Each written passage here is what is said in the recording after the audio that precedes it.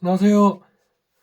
오늘은 지난 시간에 이어서 그 정비사업 상세 편으로 들어가 보도록 하겠습니다. 조금 더 세부적으로 들어가 보도록 하겠습니다. 이제 정비사업은 그러니까 재개발, 재건축, 도시환경 정비사업 등등을 통칭해서 설명을 드리는 내용입니다. 지분이 많고 작은 거에 따라서 상황이 달라질 수가 있는데요. 주로 제가 사업성에 대해서 초점을 맞추고 말씀을 드리겠습니다. 용적률을 아무리 높이더라도 한 세대가 가진 이제 지분이 작다면은 소형 평수를 대형 평수로 바꾸는 1대1 재건축 사업이 되기 때문에 건설사 입장에서는 조합 측에 높은 분담금을 요구할 수밖에 없습니다. 그러니까 대지 지분이 이제 클수록 일반 분양이 늘어나죠. 일반 분양이 늘어나서 당연히 사업성도 높아지게 됩니다.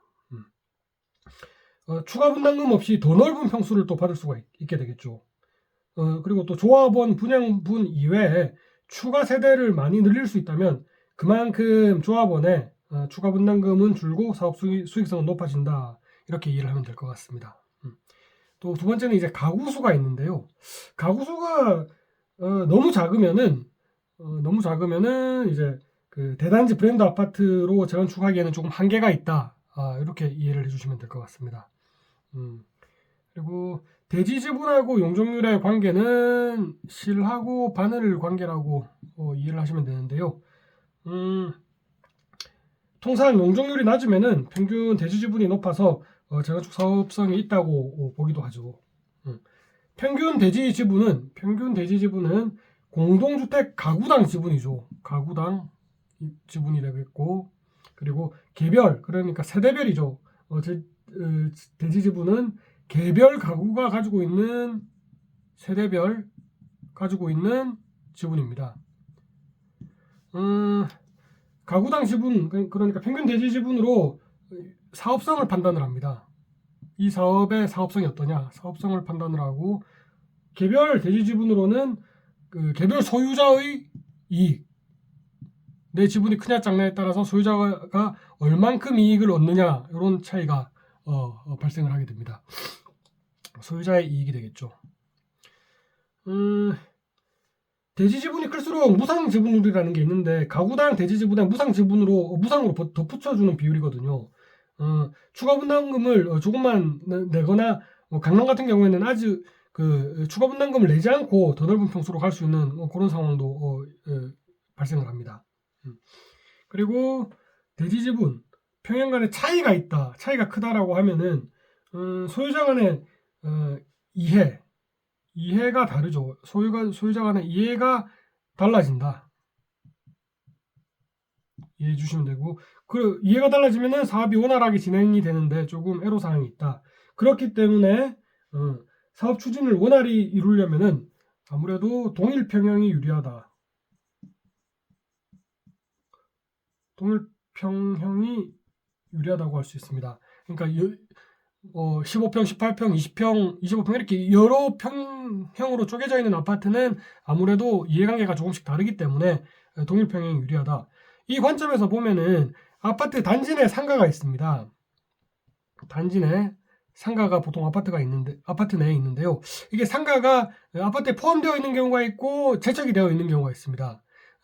따로 재척이 되어 있는 경우라면은 상가는 상가대로 재건축을 하면 되고 아파트는 아파트대로 하면 되기 때문에 수월한데, 만약에 그 단지 내 상가가 아파트 안에 포함이 되어 있다라고 하면은 또 평형별로 이해관계가 다르듯이 상가하고 일반 거주자의 또 이해관계가 다를 거기 때문에 조금 삐그덕거릴 경우 불협화음이 생길 경우가 있습니다. 그래서 원활한 사업 추진에는 상가도 조금 채착이 되어 있으면은 또 진행이 원활하다, 이렇게 이해를 해주시면 좋을 것 같습니다.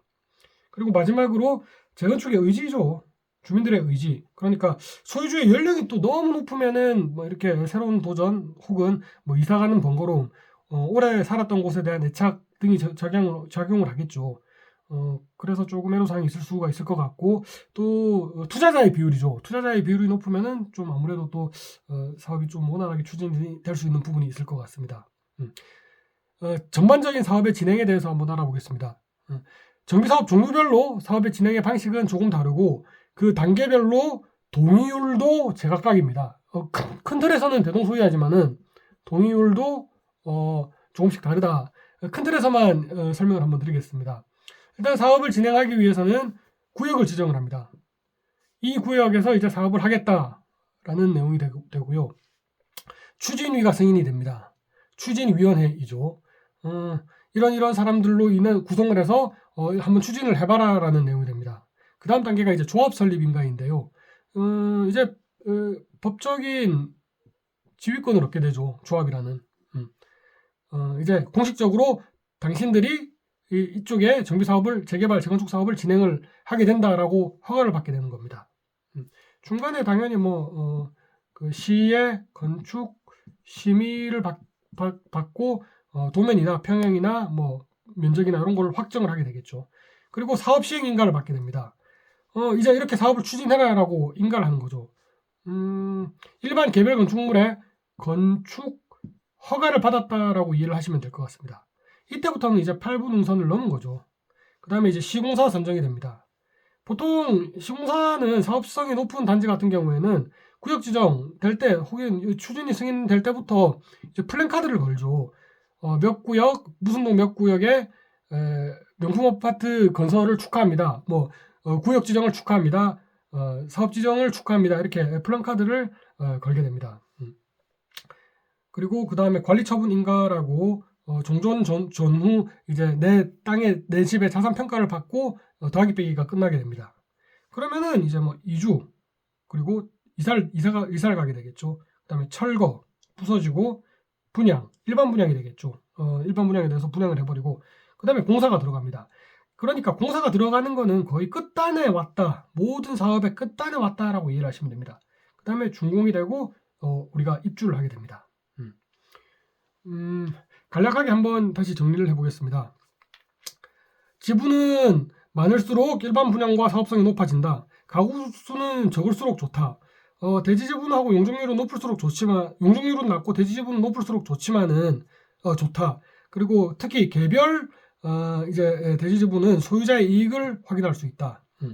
대지 지분의 간의 차이가 없이 동일 평형이 유리하고 특히 또 단지 내 상가가 있으면은 별도로 이렇게 구성이 되어 있는 아파트 단지가 조금 더 유리하다.